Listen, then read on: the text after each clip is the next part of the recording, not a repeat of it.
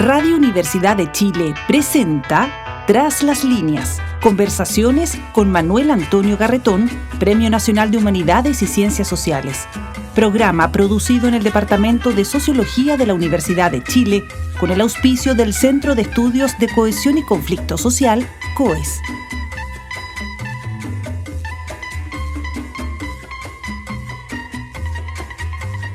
Muy buenas tardes. Bienvenidos y bienvenidas a Tras las líneas, el programa semanal del Departamento de Sociología de la Universidad de Chile y del Centro de Estudios de Cohesión y Conflicto Social, el COES, en que reflexionamos sobre los diversos problemas que nos afectan como sociedad, como persona, como región, como país, como humanidad, desde la perspectiva particular de las ciencias sociales. Se ha dicho mucho que dos rasgos en el último tiempo de nuestra sociedad es el dominio de las emociones por encima de lo que serían en otra época las grandes ideas, las ideologías, los proyectos relativamente racionales.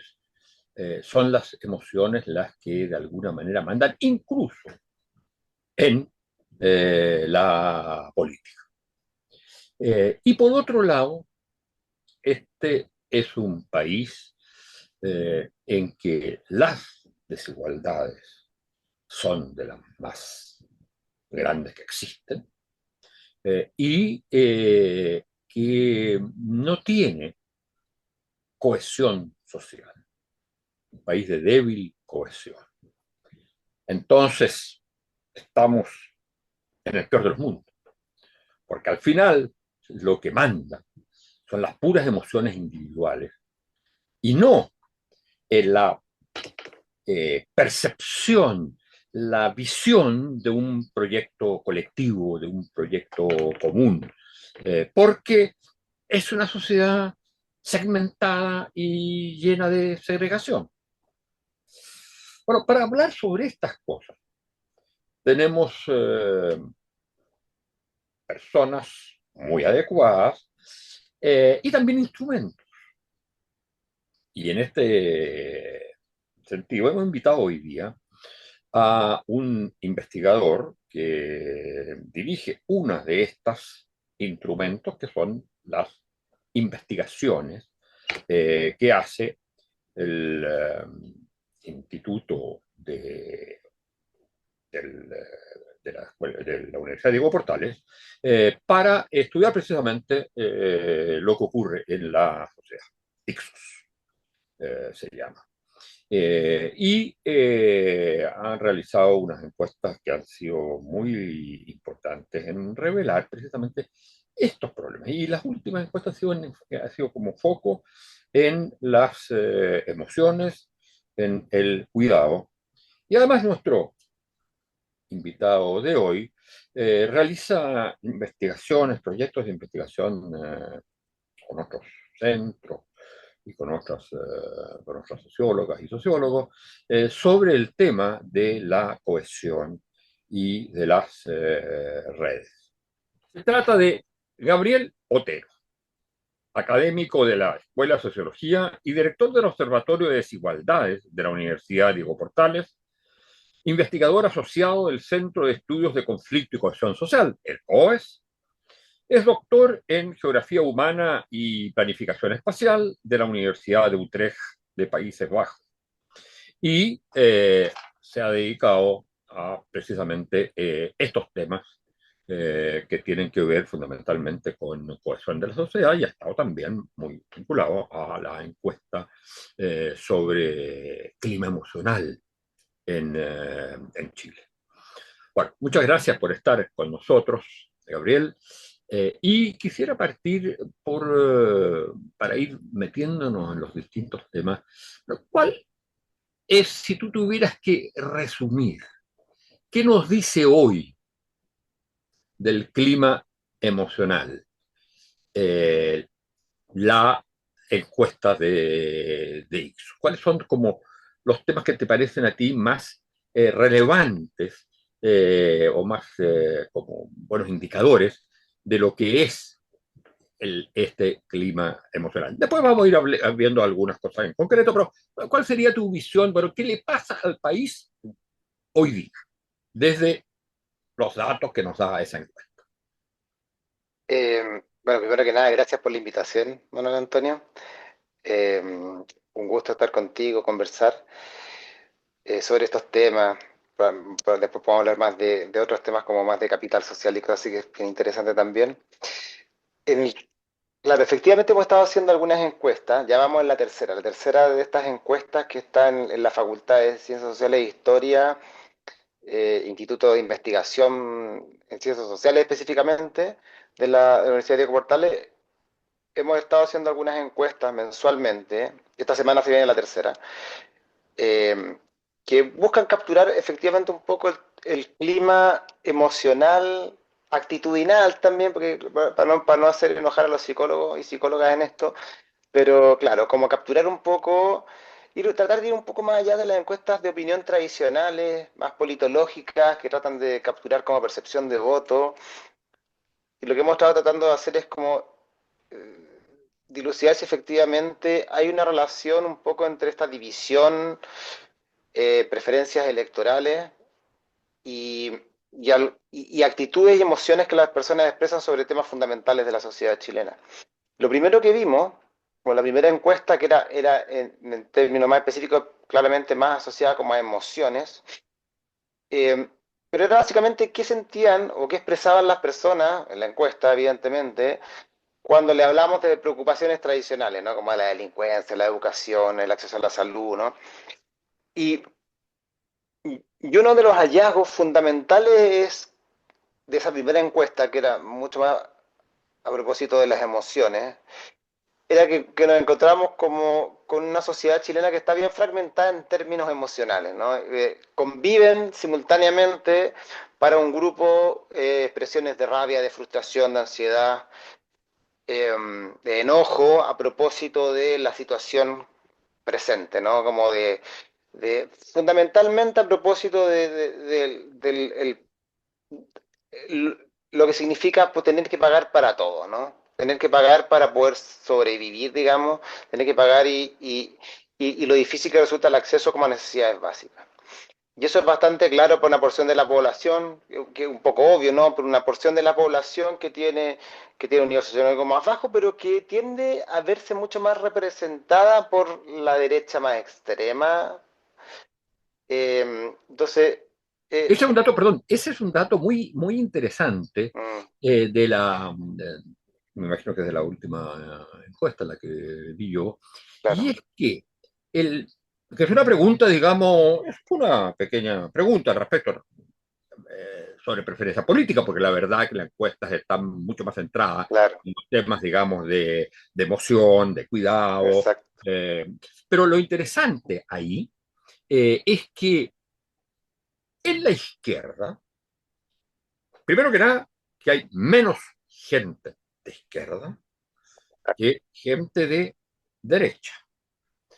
Y eso significa un cambio muy radical, porque si uno piensa hasta comienzo, digamos, de este siglo y un poco más adelante, si uno suma centro e izquierda, era mayoría. Y la derecha o sea, era un país que sociológicamente era de centro izquierda. ¿Ah? Sin duda. Desde los 30 del siglo pasado. Y aquí se produce ese cambio. Pero además, eh, la gente de izquierda, el porcentaje mayor tiende a encontrarse de la gente que se declara de izquierda más cerca del centro. En cambio, el porcentaje mayor de la gente de derecha, 15% o 13%, se encuentra en el extremo, en el 10, en el punto 10. Así es. Eso es bien importante porque eso es absolutamente nuevo. Sin duda que es nuevo. Y claro, ahí hay un tema, porque podríamos haber pensado de que efectivamente hay un cambio meramente actitudinal en términos de que las personas tienen ciertas preocupaciones que ideológicamente no podríamos como asociar a aquellas preocupaciones que resalta la derecha. Entonces uno podría decir, ok, puede que la gente tenga, hoy esté votando por candidatos y candidatos de derecha, o tenga una preferencia ideológica a partir de lo que reportan las encuestas, hacia la derecha, pero su marco ideológico puede que sea distinto, ¿no? Pero lo que usted está diciendo es cierto, porque al final del día lo que estamos viendo es que todo eso se vuelca más hacia la derecha, ¿sí? No es solo que la gente vote porque haya ciertas preocupaciones o ciertos aspectos de la vida cotidiana que estén capturados más discursivamente por la derecha, sino que también a la hora de reflexionar sobre su propia postura política lo hacen más en sintonía con la derecha. Porque uno podría pensar que hayan cambios en las preferencias electorales, que una persona vote por la derecha en un momento, por la izquierda en el otro, y que simplemente porque hay preocupaciones que le parecen más cercanas en un momento y otro y son capturadas por ciertos candidatos. Pero lo que está pasando ahora, como tú bien dices, es como que no solo es que las personas se vean más representadas en algunas de sus preocupaciones por aquello que menciona más comúnmente la derecha, sino que también se identifica más con la derecha. O sea, explicita una preferencia, más allá del candidato y la candidata, por una ideología más de derecha. ¿Sí? Y eso es un cambio, efectivamente, que ha ocurrido en los últimos 5 años. Es un cambio histórico. Es Eso un es un cambio, cambio claro. histórico. Tú lo ubicarías en los últimos 5 años. ¿Eh? Sí. Eso que tú efectivamente que en los 2000, o sea, yo claro, claramente lo veíamos en las encuestas, digo, porque no es reciente el acceso como a encuestas que podamos ir comparando un poco sobre las preferencias. Es un cambio reciente. O sea que la encuesta lo empezamos a ver más recientemente. Ya, y esa es la explicación de eso. Eh, puede encontrarse. Bueno, habría que pensar si esta encuesta se hace con un gobierno de derecha, si sería distinto, ¿no es cierto? Claro. Porque aquí lo que hay, en general, es una cuestión de rechazo al que está arriba, a los gobiernos. Sí. Eso es normal, pero claro, este es un gobierno que ha tenido más, o sea, menos aprobación que otro. Pero lo que yo quería plantearte es lo siguiente: en este caso, esta visión de derecha tiene más raíces en una visión de país o en, uno podría decir, en un extremo individualismo que hace que lo que tenga que ver más con el país le importa menos y genera, sobre todo por lo que dice la encuesta en otras partes, una mayor emoción de rabia y no con la vida personal. Y en la medida que el discurso de derecha se le hable a esa emoción, va a tener mayor respaldo. Sin duda, yo también creo eso. Yo pienso que efectivamente la gracia que tiene esta encuesta es que captura muy bien eso. O sea, cuando vemos a la porción de la sociedad que está más enojada, que está más enrabiada, mira, incluso paradójicamente se siente como la perdedora en este juego como de la desigualdad, es gente que tiene una ideología claramente más orientada hacia la derecha. Y por el contrario, vemos que convive eso en una sociedad donde también hay alegría, donde hay felicidad, ¿sí? Donde hay emociones como entre comillas positivas, ¿no? Pero que las vemos mayormente marcadas, no exclusivamente, ¿no? Pero predominantemente son visibles en las personas de izquierda. Entonces, aquello que parece como caricaturesco. La mayor felicidad se encuentra en gente que se dice izquierda. Ah, qué interesante eso Es ya. predominante, no es absoluto, ¿no? Digo que tiende a ocurrir que las personas que expresan sentimientos de mayor alegría, satisfacción, felicidad, que esto es lo que vimos en la primera encuesta, tienden a identificarse un poco más con la izquierda. No absolutamente con la izquierda, pero en el otro extremo es mucho más claro, ¿no? Como la rabia, el temor, la preocupación sobre la situación del país, evidentemente es algo que está capturando mucho mejor el discurso de la derecha, ¿no? Porque como porque son temores y rabias hacia dos cosas, fundamentalmente el tema de la delincuencia, la violencia, el narcotráfico, ¿no?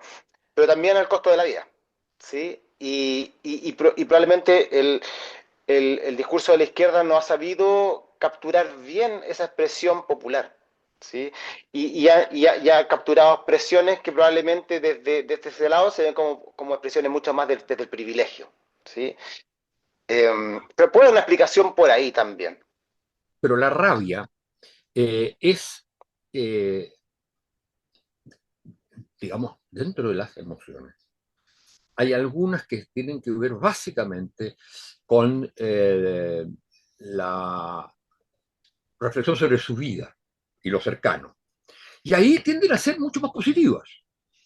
En Exacto. cambio, la rabia es no por lo es contra los otros. O sea, es básicamente un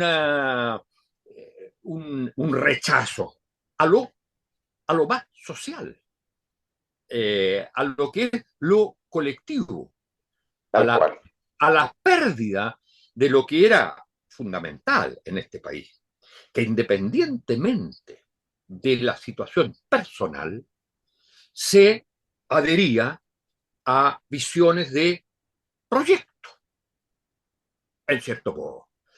Hoy día lo que se adhiere es a posiciones de crítica a lo que sucede en el país como tal, ¿eh? Y yo diría bastante menos de crítica a, la, a sí mismo o a los grupos. Son los otros los que Sí. tienen la culpa. Efectivamente. Efectivamente. Y eso tiene que ver mucho con lo que, con lo que mencionaba al principio sobre la cohesión y la desigualdad. Tiene que ver bastante. Eh, lo que ocurre, y lo quiero llevar a la desigualdad por una sola razón. Lo que ocurre con la desigualdad es que distorsiona profundamente no solo las expresiones más colectivistas de un proyecto común, ¿sí? Sino que también distorsiona claramente la forma como las personas ven la estructura social y ven a los otros. Y eso, hay muchos estudios que lo demuestran. Hay un estudio que es bien interesante, por ejemplo, sobre la creencia de meritocrática, que un poco como viene a ejemplificar esto, ¿no? Un estudio sobre la paradoja de que en sociedades más desiguales, ¿sí? Como la nuestra, como tú bien decías, como es una sociedad extremadamente desigual, en sociedades desiguales tiende a haber una mayor creencia meritocrática, tiende a haber una mayor creencia sobre que el esfuerzo individual, sobre que la habilidad individual nos pueden llevar a tener una vida mejor. ¿Sí?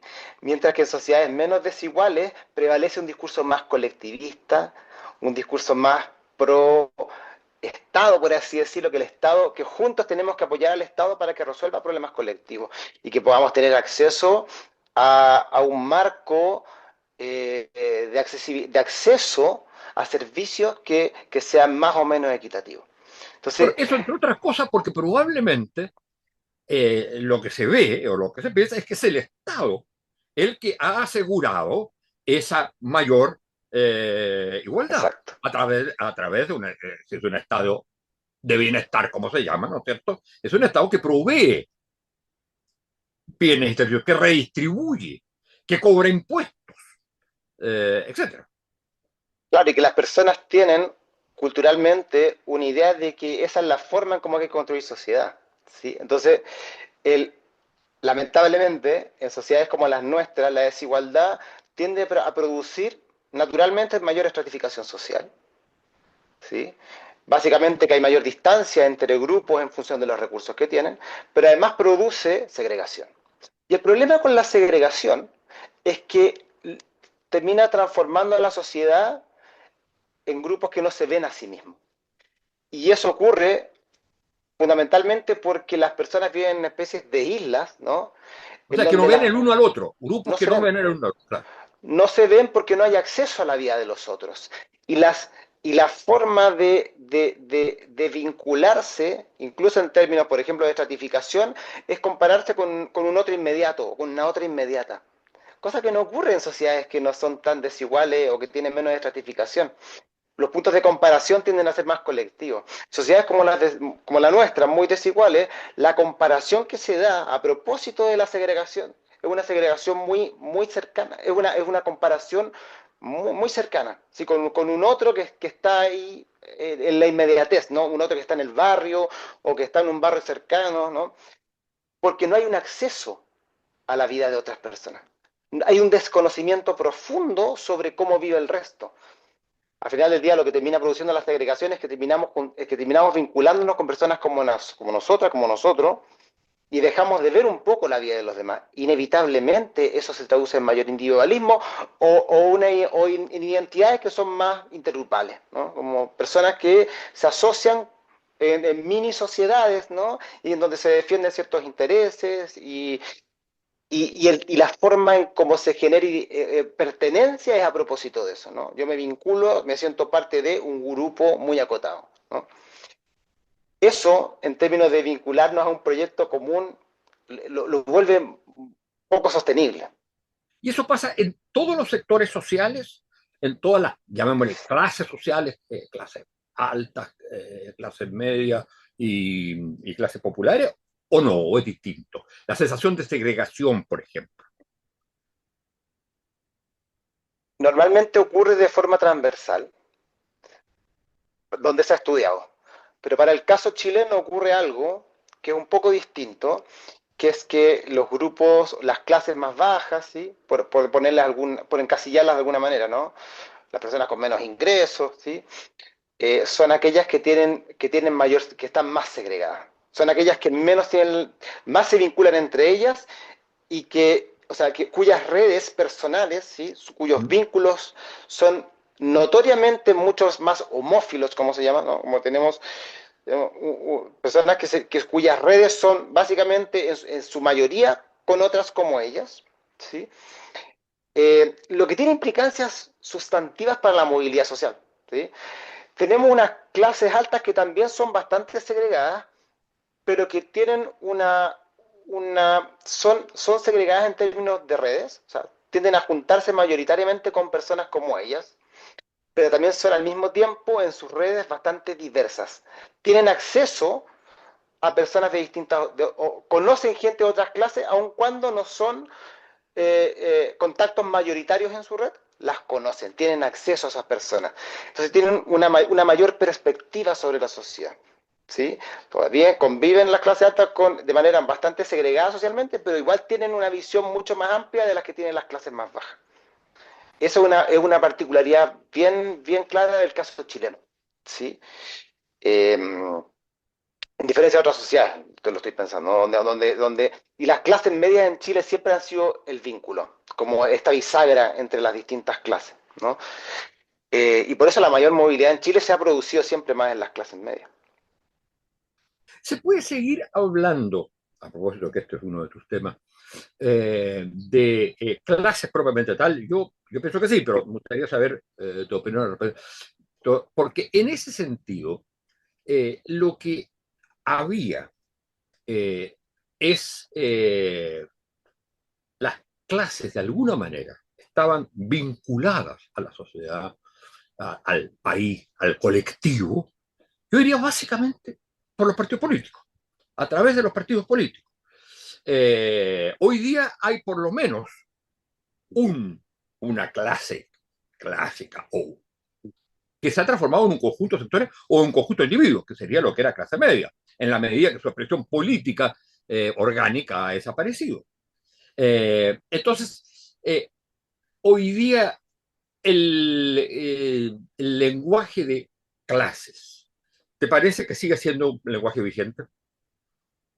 Yo creo que sigue siendo adecuado y comparto mucho lo que dices, de que evidentemente hoy día las clases no son representaciones o el sustrato de la clase ya no es político como lo era en el pasado. Las clases medias en Chile emergieron a propósito de la vinculación del crecimiento del Estado.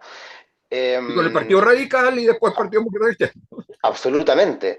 Hoy día no es así, de ninguna manera. O sea, probablemente hay una porción clase alta cuyo sustrato de clase está más asociado como a la vinculación de partidos políticos? Sí, probablemente. Pero cuando uno lo piensa en términos más agregados, yo tiendo a estar de acuerdo contigo con que el sustrato se difumina muchísimo más.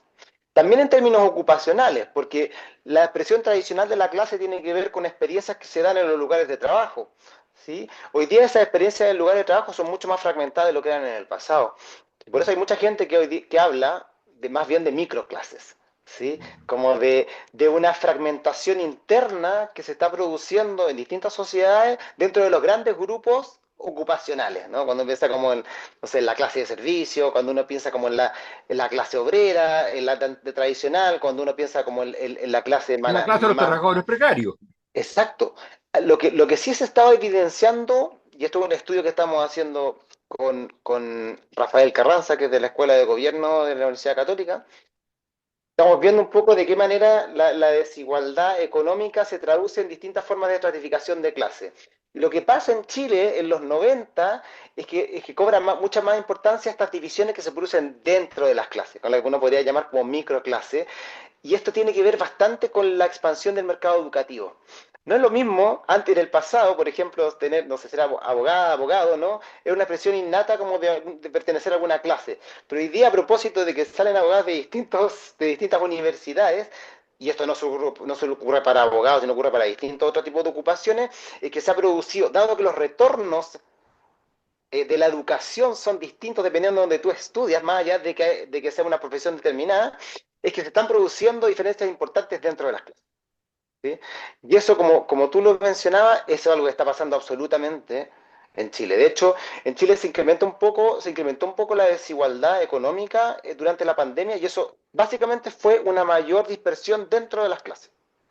Ya. Fundamentalmente, no es que la clase más alta se distanció más de la clase media, no, es que la clase internamente, la clase alta, se vuelve más dispersa económicamente, lo que habla que es mucho más sobre estas clases más chiquititas lo que está ocurriendo. Para volver a los temas de la encuesta respecto de un punto que son, bueno, respecto de las emociones ya hemos hablado, pero respecto de del sistema de valores, digamos, hay digamos, hay una serie de preguntas que tienen que ver sobre opciones valóricas.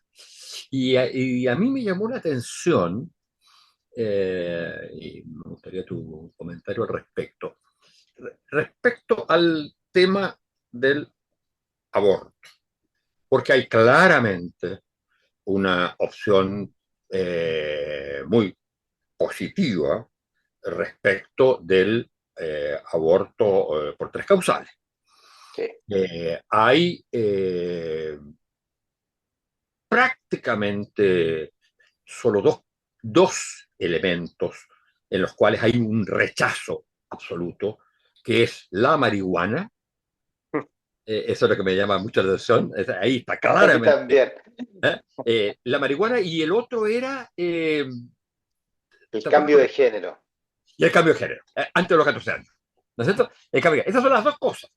Pero respecto a el aborto libre, uno diría, o sea, es claro que los datos muestran, en las dos encuestas que yo revisé, que los datos muestran que la mayoría, no digo la mayoría relativa, no digo Exacto. macho que la mayoría relativa está por el aborto libre. Y una minoría está contra eso. Y hay un porcentaje que simplemente no le importa o no opta por eso. Sí. Lo que quiere decir que el haber planteado el tema como lo ha hecho el gobierno, el proyecto todavía no existe, pero él lo planteó, estaba absolutamente en lo correcto. Sí. Porque hay una mayoría de gente que piensa que debiera haber una minoría que piensa que no debiera haber aborto libre y un conjunto de gente que no ha tomado decisiones al respecto. Así es. Y que no tienes por qué Efectivamente. sumarla a uno u otro por el voto. Y si la sumas a uno u otro, tendrías que dividirla por la mitad ¿no es cierto? Y entonces habría una mayoría clara de el sector que está por el aborto libre. Exacto, sí. O sea, ahí efectivamente, al menos un porcentaje importante de gente que está a favor. O sea, evidentemente genera mucha mayor división que el aborto en tres causales, donde la mayoría es abrumadora. Claro. Eh, Al menos aquí hay una división social en donde hay una tendencia a una mayor aprobación. Y y hay otra cosa importante también a propósito de un poco de estas brechas de representación, ¿no? Como de que todavía no legislamos sobre aspectos que están en la opinión pública de forma bastante extendida, es la eutanasia. La eutanasia Así, eso es tiene una impresionante. aprobación impresionante y todavía no logramos legislar sobre algo que la mayoría de la gente, cerca de un 70% de la gente está a favor de la eutanasia. Y todavía no logramos legislar sobre la eutanasia. Pero eso ha ocurrido bastante en Chile porque Chile es uno de los países que desde el principio de los 90 hasta ahora es de los países que en el mundo tuvo procesos de secularización más importantes de todo, en la métrica que le pongamos, ya sea en adhesión religiosa, participación religiosa, pero también en términos valóricos. O sea, el cambio que tuvo Chile de una sociedad bastante tradicional en términos valóricos a una sociedad que hoy día debe estar, si no es la primera, es la segunda en América Latina de mayor aprobación a todos los temas valóricos que le pongan por delante, es impresionante. Eso ha sido destacado La segunda sería Uruguay, la primera sería Uruguay, ¿no? Uruguay y Chile, exacto. Y ahí está peleando siempre Argentina, Perú, y ahí. Claro. Y hay países que han retrocedido un poco, como Colombia o Brasil, ¿sí? En términos valóricos, que se han vuelto levemente más tradicionales de lo que eran en el pasado. Pero Chile a nivel mundial fue uno de los países que desde los 90 hasta ahora tuvo los cambios o se volvió muy, muy secular. Y, pero cuando empezamos la legislación, todo lo que nos demoramos en el tema del divorcio, todo lo que nos demoramos en temas de aborto, Fue el país siempre ha más sido. tardío, fue el país más tardío en materia de divorcio en el mundo, yo creo, ¿no? Exacto, cuando hay una aprobación abrumadora. Con el Claro. aborto también nos pasó algo parecido. Las encuestas llevaban hartos años dando cuenta de una aprobación mayoritaria del aborto en tres causales y el aborto todavía no se legislaba. Con la eutanasia nuevamente es un ejemplo, el ejemplo que tú acabas de dar del aborto libre, es nuevamente otro ejemplo incipiente de lo mismo. De la brecha de representación entre una opinión pública que tiene una preferencia clara respecto de cómo estamos legislando al respecto. Chile es un país bastante, en ese sentido, bastante progresista en términos valóricos, si lo comparamos como a nivel de América Latina. Y ahí, entonces volvemos al otro tema. Y sin embargo tiene una mayoría, digamos, la derecha mayoritaria respecto de la izquierda, ¿eh? Y con un núcleo duro que es muy fuerte. Y entonces eso se expresa menos en la gente, sino en el voto de la gente que lleva a que entonces en el Parlamento y además con los sistemas que había antes que se hicieran los cambios constitucionales, que había sido heredado de la dictadura, que era el poder de veto que existía para la minoría. Digamos. Sí, Entonces, sin duda. en ese sentido, es, hay claramente todavía en este país, si toma uno el concepto en su totalidad, en su integridad, y no solo en el componente estrictamente político, estamos en presencia de una democratización incompleta. Porque el conjunto de derechos que reclama la ciudadanía, que es un componente fundamental de la definición de democracia, ¿eh? Ese es, parte de ellos es rechazado por una minoría política, porque la mayoría social para ello existe. Sin duda, sí, absolutamente. Y también tiene que ver con las élites. Bueno, está estrechamente relacionado con un poco la brecha que hay entre las actitudes de las élites respecto del resto. ¿Sí?